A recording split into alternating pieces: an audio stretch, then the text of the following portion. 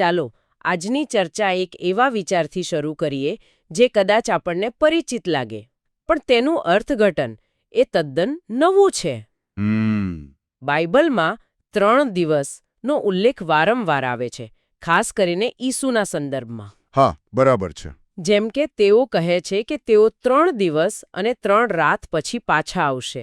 આપણે સામાન્ય રીતે આને 72 કલાક તરીકે ગણીએ છીએ. સ્વાભાવિક છે. પણ શું થાય જો આ 3 દિવસ એ 3 સાંજ અને 3 સવાર ન હોય, પણ કંઈક ઘણું મોટું, આખા યુગોને આવરી લેતું હોય? અને આજની આપણી ચર્ચાનો મુખ્ય વિષય છે. આપણી પાસેના સ્ત્રોતો બાઇબલના આ લખાણોને એક એમ કે અલગ જ ચશ્માથી જુએ છે.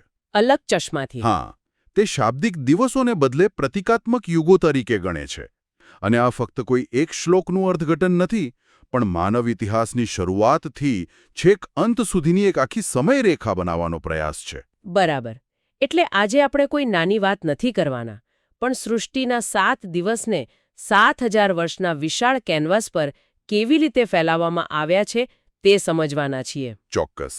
આપણે એ શોધીશું કે આ વિશાળ ધર્મશાસ્ત્રીય નકશામાં ઈસુ જેવી ઐતિહાસિક વ્યક્તિઓ ક્યાં બંધ બેસે છે અને પાણી, દ્રાક્ષારસ અને લગ્ન જેવા પ્રતીકોનો આટલો ગહન અર્થ કેવી રીતે હોઈ શકે. ચાલો આ ઊંડાણમાં ઉતરીએ. ચોક્કસ. આ એક એવી સફર છે જ્યાં સમય પોતે જ એક રૂપક બની જાય છે.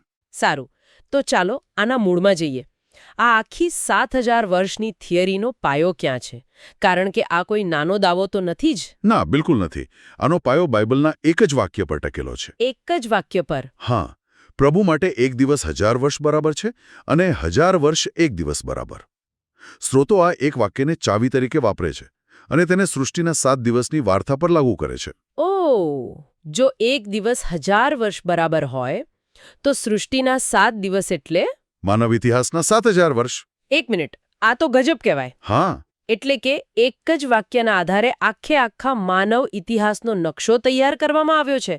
આ વિચાર જ પોતે કેટલો મોટો અને મહત્વાકાંક્ષી છે. ખરેખર. તો આ 7000 વર્ષની સમયરેખા કેવી રીતે ગોઠવાયેલી છે? જુઓ, સ્ત્રોતો તેને આ રીતે વિભાજિત કરે છે. પહેલા 2000 વર્ષ એટલે કે પહેલા 2 દિવસ એ આદમથી લઈને અબ્રાહમ સુધીનો સમયગાળો છે. ઓકે. ત્યાર પછીના 2000 વર્ષ એટલે કે ત્રીજો અને ચોથો દિવસ એ અબ્રાહમથી લઈને ઈસુના સમય સુધીનો છે. ઓકે, એટલે કુલ 4000 વર્ષ. અને સ્ત્રોતો મુજબ ઈસુ આ સમયરેખામાં ચોથા દિવસના અંતમાં એટલે કે 4000માં વર્ષની આસપાસ પૃથ્વી પર આવ્યા. પણ ચોથો દિવસ જ કેમ? શું તેને કોઈ ખાસ મહત્વ છે? અહીં જ વાત રસપ્રદ બને છે. સ્ત્રોતો આને સીધું ઉત્પત્તિની વાર્તા સાથે જોડે છે. ઉત્પત્તિની વાર્તા સાથે? હા, યાદ કરો, સૃષ્ટિના પહેલા દિવસે ઈશ્વરે કહ્યું, પ્રકાશ થાઓ, અને પ્રકાશ થયો. પણ સૂર્ય, ચંદ્ર અને તારાઓ જેવા પેલી મહાન પ્રકાશ એ તો ચોથા દિવસે બન્યા. વાહ! એટલે ઈસુ જેમને જગતનો પ્રકાશ કહેવામાં આવે છે, તેમનું આગમન પણ ચોથા સહસ્ત્રાબ્દીમાં થયું. બિલકુલ. આ સરખામણી તો ખરેખર વિચારવા જેવી છે. જાણે કે 4000 વર્ષના અંધકાર પછી સાચો પ્રકાશ આવ્યો હોય. એકદમ બરાબર. અને આ જ સંદર્ભમાં લૂક 13માં ઈસુનું એક નિવેદન ખૂબ જ મહત્વનું બની જાય છે. કયું નિવેદન? જ્યારે તેમને ચેતવણી આપવામાં આવે છે, ત્યારે તેઓ કહે છે, જુઓ, આજે અને કાલે હું ભૂતોને કાઢીશ અને રોગીઓને સાજા કરીશ, અને ત્રીજા દિવસે હું સંપૂર્ણ થઈશ. તો તમે એમ કહેવા માંગો છો કે જ્યારે ઈસુએ આજે, કાલે અને ત્રીજા દિવસે કહ્યું, ત્યારે તેઓ કદાચ આવનારા 2000 વર્ષ વિશે વાત કરી રહ્યા હતા? સ્ત્રોતોનો તર્ક એ જ છે. તેમના મતે આ શાબ્દિક 24 કલાકના દિવસો નથી. આજે એટલે ચોથો દિવસ, એટલે કે ચોથું સહસ્ત્રાબ્દી, જેમાં તેઓ આવ્યા. અને કાલે? કાલે એટલે 5મો દિવસ, એટલે કે 5મું સહસ્ત્રાબ્દી. અને ત્રીજો દિવસ એટલે છઠ્ઠો દિવસ, એટલે કે છઠ્ઠું સહસ્ત્રાબ્દી. સમજાયું. આ 3 દિવસો એટલે કે 2000 વર્ષના સમયગાળામાં તેમનું કાર્ય ફેલાયેલું છે, જે છઠ્ઠા સહસ્ત્રાબ્દીના અંતમાં સંપૂર્ણતા સાથે સમાપ્ત થાય છે. વાહ! એટલે ઈસુના 3 દિવસ એ ખરેખર તો 2000 વર્ષનો વિશાળ સમયગાળો છે. જો સમયનું પ્રતીક આટલું ગહન હોય, તો મને એ જાણવામાં રસ છે કે સ્ત્રોતોમાં પાણી જેવા બીજા પ્રતીકોનું શું અર્થઘટન છે? વિનાશ તરીકે. તમે બરાબર મુદ્દા પર આવ્યા. સમયની જેમ જે પાણી પણ અહીં એક બહુસ્તરીય પ્રતીક છે, તે માત્ર શુદ્ધિકરણ માટે નથી. તો બીજું શું છે? સ્ત્રોતો તેને પરીક્ષણો, સંઘર્ષ અને બાપ્તિસ્મા સાથે જોડે છે. દાખલા તરીકે નુહના સમયમાં આખી પૃથ્વી પાણીમાં ડૂબી ગઈ હતી, પણ વહાણ તેની ઉપર તરતું રહ્યું. હા, અને ઇઝરાયેલીઓ લાલ સમુદ્રના પાણીમાંથી પસાર થઈને ગુલામીમાંથી બહાર આવ્યા. બંને કિસ્સાઓમાં તે મૃત્યુના પાણીમાંથી પસાર થઈને નવા જીવનમાં પ્રવેશવા જેવું છે. બરાબર. હવે આ જ વિચારને સૃષ્ટિની શરૂઆત સાથે જોડીએ. બીજા દિવસે ઈશ્વરે પાણીને 2 ભાગમાં વહેંચ્યું. અને સૌથી મહત્વનું, ત્રીજા દિવસે પાણીમાંથી સૂકી જમીન પ્રગટ થઈ. સ્ત્રોતો આ ઘટનાને એક શક્તિશાળી રૂપક તરીકે જુએ છે. એક મિનિટ, આ સમજવું થોડું અઘરું છે. તો તમે એમ કહેશો કે સૂકી જમીન એ ફક્ત જમીન નથી, પણ કોઈ બીજી વસ્તુનું પ્રતીક છે? હા, સ્ત્રોતો આટલો મોટો દાવો કયા આધારે કરે છે? સારો પ્રશ્ન છે. સ્ત્રોતો દલીલ કરે છે કે અહીં પાણી એ દુનિયાની અંધાધૂંધી, અસ્થિરતા અને એમ કે શૈતાનના પ્રભુત્વવાળા ક્ષેત્રનું પ્રતીક છે. અચ્છા. અને આ અંધાધૂંધી ભર્યા પાણીમાંથી જે સૂકી જમીન ઉભરી આવે છે, તે ચર્ચ અથવા ઈશ્વરના લોકોનું પ્રતીક છે. એક સ્થિર, ફળદ્રુપ જગ્યા. ઓકે, એટલે પાણી એટલે દુનિયા અને જમીન એટલે ચર્ચ. પણ આમાં શૈતાનનું ક્ષેત્ર ક્યાંથી આવ્યું? અહીં સ્ત્રોતો એક રસપ્રદ કડી જોડે છે. તેઓ કહે છે કે સમુદ્રમાં ડ્રેગન એટલે કે શૈતાન હા. અને હવામાં પક્ષીઓ વિચરણ કરે છે. હવે આ શાબ્દિક પક્ષીઓ નથી. તો શું છે? બાઇબલના અન્ય ભાગોમાં હવાના અધિકારી જેવો શબ્દ શૈતાન માટે વપરાયો છે. એ જ તર્કના આધારે અહીં પક્ષીઓને તેના દૂતો તરીકે અર્થઘટન કરવામાં આવ્યા છે. ઓકે. આમ પાણી અને હવા બંને તેના પ્રભાવ હેઠળના ક્ષેત્રો છે. એટલે આખી પ્રક્રિયા એવી છે કે ઈશ્વરના લોકો શૈતાનના પ્રભાવવાળા ક્ષેત્રમાંથી બહાર આવીને એક સુરક્ષિત સ્થાન બનાવે છે. તો પછી આ પ્રક્રિયાનો અંતિમ હેતુ શું છે? અંતિમ હેતુ છે ઈશ્વરના સ્વરૂપને પ્રગટ કરવાનો. ઈશ્વરના સ્વરૂપ. હા. સ્ત્રોતો મુજબ જે લોકો ઈશ્વરના વચનરૂપી બીજને સ્વીકારે છે અને તેને પોતાના જીવનમાં ફળદ્રુપ બનાવે છે, તેઓ બાપ્તિસ્માના પાણીમાંથી પસાર થઈને આ દૈવી સ્વરૂપ ધારણ કરે છે. એટલે કે મૃત્યુ પર વિજય મેળવીને નવું જીવન પામવા જેવો. બરાબર. તો જો આપણે બધી કડીઓ જોડીએ, 7000 વર્ષની સમયરેખા છે. ઈસુનું કાર્ય 4થા, 5મા અને 6થા હજાર વર્ષોમાં ફેલાયેલું છે અને ચર્ચ પાણીમાંથી બહાર આવી રહ્યું છે. તો 6થો દિવસ એટલે કે 6થું સહસ્રાબ્દી ખૂબ જ નિર્ણાયક હોવું જોઈએ. ચોક્કસપણે. આ એ સમય છે જ્યારે આ બધું પરાકાષ્ઠાએ પહોંચે છે. બિલકુલ. 6થા સહસ્રાબ્દીનો અંત એ આ સમગ્ર ગાથાનો ક્લાઇમેક્સ છે. સ્ત્રોતો અનુસાર આ સમયે એકસાથે ઘણી મોટી ઘટનાઓ બને છે. જેમ કે પહેલું, જે લોકોએ પોતાના વિશ્વાસ માટે જીવ આપ્યો છે, તે શહીદ સાક્ષીઓની એમ કે નિર્ધારિત સંખ્યા પૂર્ણ થાય છે. અને આ સંખ્યા પૂર્ણ થવાથી શું થાય છે? તેનાથી બીજી અને સૌથી મહત્વની ઘટના શરૂ થાય છે. પ્રથમ પુનરુત્થાન. પ્રથમ પુનરુત્થાન. હા. આ પુનરુત્થાનથી 2 વાત સાબિત થાય છે. એક, ઈશ્વરની આજ્ઞાઓ સાચી છે અને બીજું, શૈતાનનું એ જૂઠાણું ખુલ્લું પડી જાય છે કે ઈશ્વરના નિયમોનું પાલન કરવું તો માણસ માટે શક્ય જ નથી. કારણ કે આ પુનરુત્થાન પામેલા લોકો તેનું જીવંત પ્રમાણ છે. બરાબર. અને ત્રીજી ઘટના. હા. ત્રીજું, આ પુનરુત્થાન પામેલા સાક્ષીઓ, જેઓ હવે ઈશ્વરનું સ્વરૂપ બની ચૂક્યા છે, તેમને માછલી, પક્ષીઓ અને પશુઓ પર શાસન કરવાનો અધિકાર મળે છે. એક મિનિટ. એટલે કે જે શૈતાનની શક્તિઓના પ્રતીકો હતા, એમના પર જ? બિલકુલ. આ એક સંપૂર્ણ સત્તા પલટો છે. જેઓ પહેલા દમનનો ભોગ બન્યા હતા, તેઓ હવે શાસન કરે છે. આ 6થા દિવસની પરાકાષ્ઠા છે. આ વાત મને કાનામાં લગ્નના ચમત્કારની યાદ અપાવે છે. બાઇબલમાં લખ્યું છે કે તે ચમત્કાર 3જા દિવસે થયો હતો. શું સ્ત્રોતો આ બે વચ્ચે કોઈ સંબંધ જોડે છે? હા, અને આ જોડાણ ખૂબ જ સુંદર છે. યાદ કરો, ઈસુનું કાર્ય 3 દિવસ. 4થું, 5મું અને 6થું સહસ્ત્રાબ્દી. હા, ત્યાં સુધી ચાલ્યું. તો તેમના કાર્યનો 3જો દિવસ કયો થયો? 6થો દિવસ. એટલે કે 6થું સહસ્રાબ્દી. બરાબર.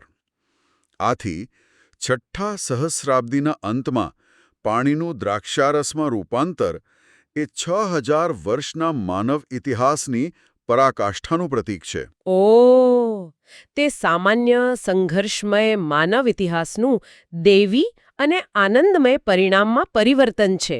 એકદમ સાચું. આ તો અદ્ભુત છે. તો લગ્નના પ્રસંગની બીજી વિગતોનું પણ કોઈ પ્રતિકાત્મક અર્થઘટન હશે જ? જેમ કે ત્યાં 6 પથ્થરના માટલા હતા. હા, સ્ત્રોતો એ 6 પથ્થરના માટલાને સીધી 6 સહસ્રાબ્દી એટલે કે 6000 વર્ષ સાથે જોડે છે. દરેક માટલું 1000 વર્ષનું પ્રતીક છે. આ જોડાણ રસપ્રદ છે. પણ શું એવું ન બની શકે કે આ માત્ર એક સંયોગ હોય?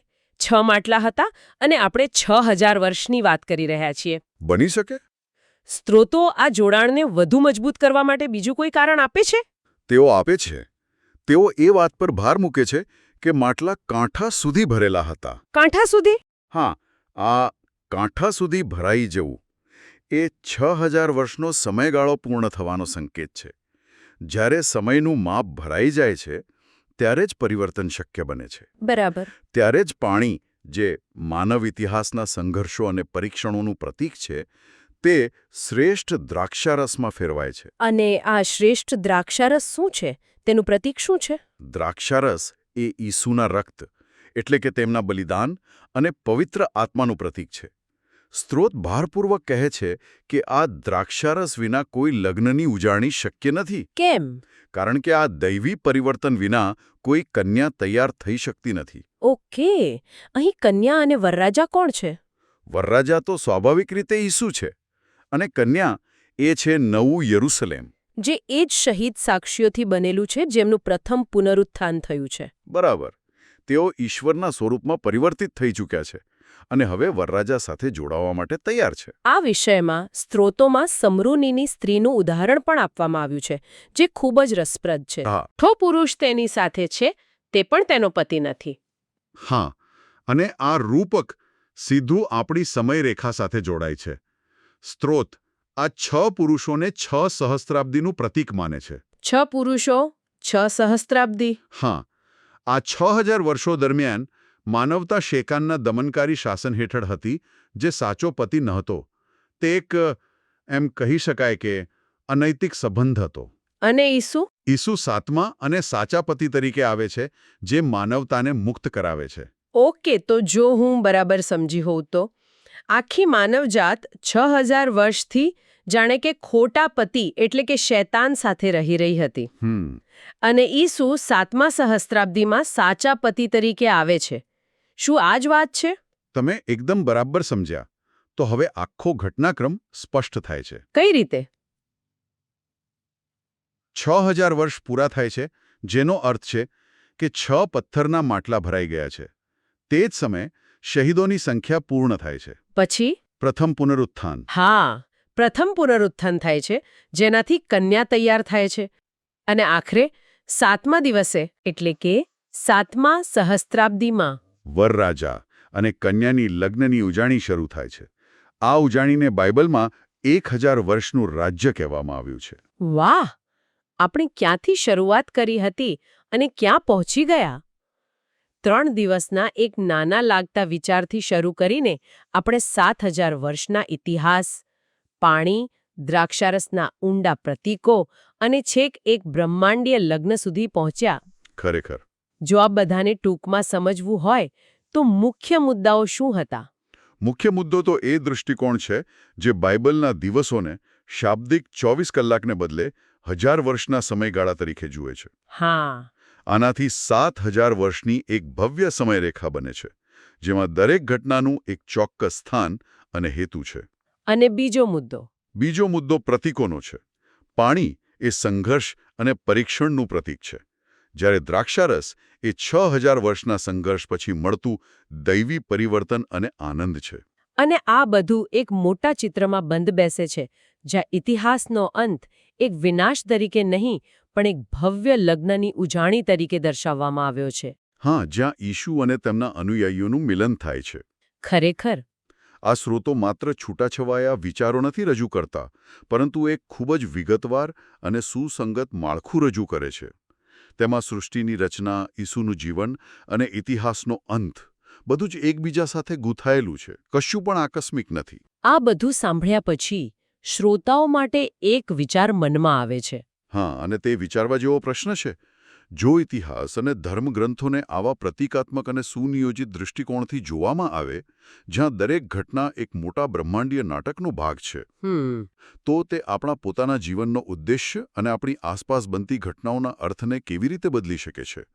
શું આપણા રોજિંદા નાના નાના સંઘર્ષો અને નિર્ણયો પણ આ વિશાળ ગાથામાં કોઈ મહત્વ ધરાવે છે?